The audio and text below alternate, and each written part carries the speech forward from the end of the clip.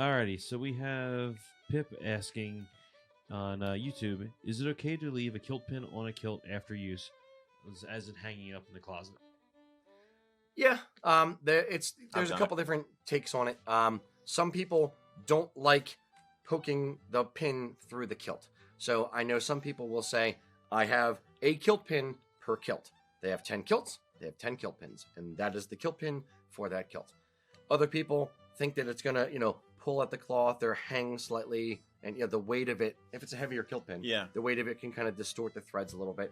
Other people would say that, they're concerned about, pulling it in and out of their closet because the kilt pin is scraping against other articles of clothing and may end up, pulling at the threads in the kilt.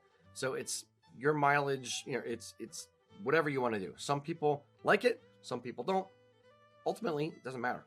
Yeah, I tend to be on the side of leaving the pin in. I like to insert the pin through the cloth as little as possible.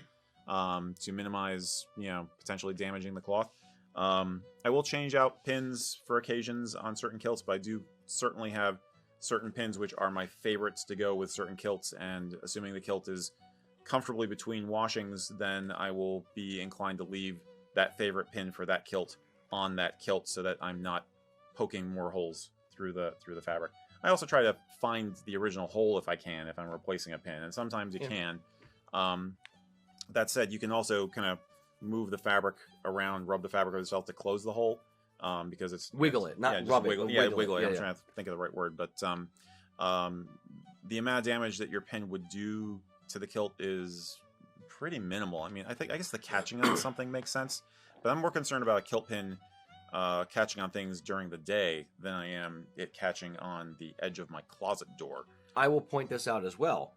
If you leave the kilt pin on your kilt as your de facto, the only issue is you're not thinking about it, and if you want to take your kilt to a dry cleaner and you leave the kilt on when it goes to the dry cleaner, either A, it's going to catch the stuff in the big drum, or B, they're going to lose it, and then you're going to not have a kilt pin on it. So that's a reasonable risk, I guess. Yeah, so you got to make sure that you remove the pin before you get it cleaned. Yep. Yeah, I can see that.